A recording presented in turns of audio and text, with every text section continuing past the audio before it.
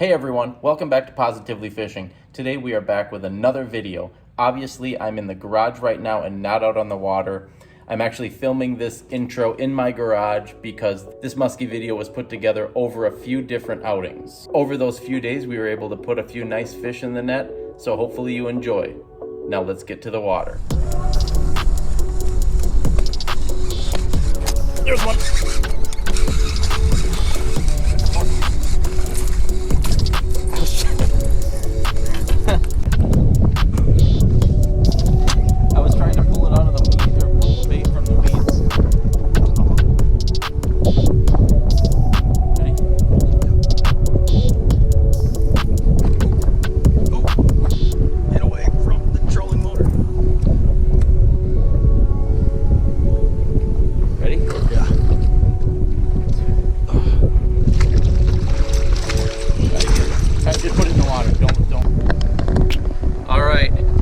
First muskie of the year. We just did a real quick in the water measurement, but it's about 38 inches. All right, water's pretty warm, so we're gonna put this guy back in the water nice and quick. He's ready to go.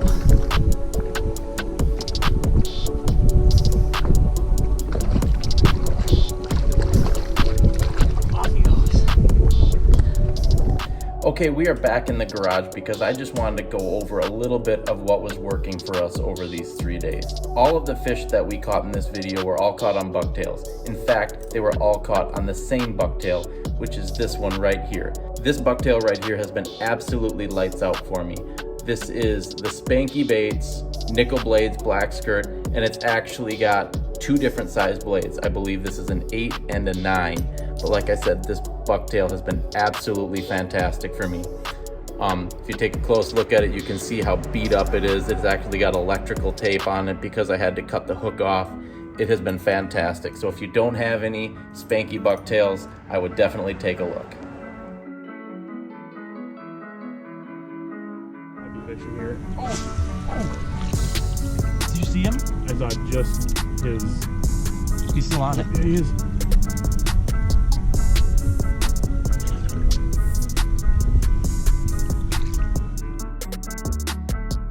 Oh, there's one.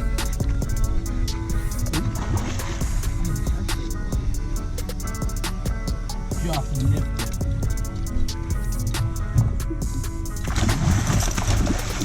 I don't have the net ready.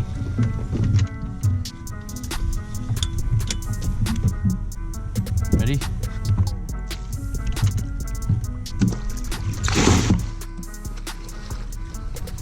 Kind of banged. I think he's unhooked. Yeah, see?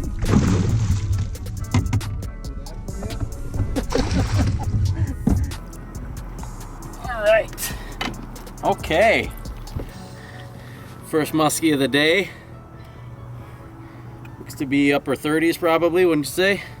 Looks good Upper to me. 30s, got it on a bucktail. Nice healthy fish. All right, pretty sweet. We're gonna get a couple pictures and then get them back. I got it. Quality release. Yeah, that's my thing now. If they go, they're going in. One last thing I want to cover before we get back out on the water is a fish safety thing. We all know about the release tools we should have. We should always have a big net. We should always have a long needle nose pliers. But one thing that sometimes fishermen neglect, and maybe it's just because they don't know about it, is having a good hook cutters. Not a little side cutters that's made for cutting wire, but a hook cutters. This is basically a small bolt cutter. If you have to cut a hook to get it safely out of a fish, these hook cutters will cut the hook easily, the little tip will fall out, and then you can just pull the rest of the hook through without damaging the fish at all. I can't stress enough how important it is to have a good pair of hook cutters in your boat whenever you are muskie fishing. Now let's get back to the lake and catch some more fish. Like I said before, we were fishing bucktails, and we were fishing these bucktails over weeds.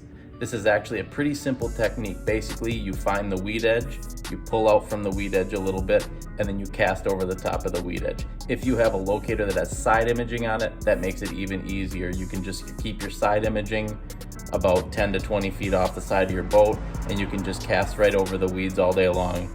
keeping those weeds a little ways off the side of your boat, and just cast right over the top of them. Sometimes the fish are farther in and you get closer to the weeds, sometimes they're farther out and you have to push off the brake a little bit. But having that side imaging can really help you know where the weeds are and know how to position your boat. Oh, there was one. This one's a little bigger. Got him on the 8.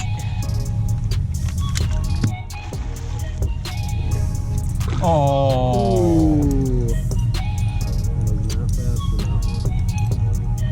Nick was talking the other day about how when the 3 of us were fishing, he was fishing out of the back and he caught one and we didn't. There's one. Oh yeah.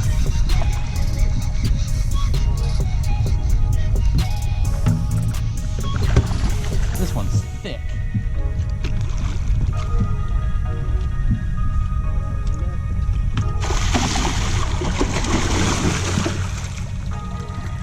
Ready?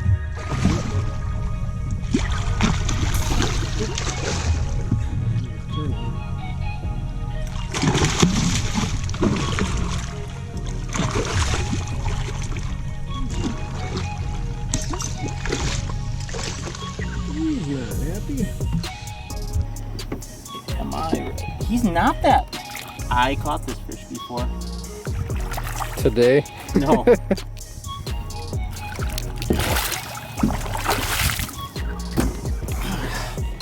This might be this. Is this the one I caught already? Yeah. Kind of looks like him. I feel like I've seen that tail before. He just likes you. Ready? Yep. You're going. Alright. I think it's not going to take long.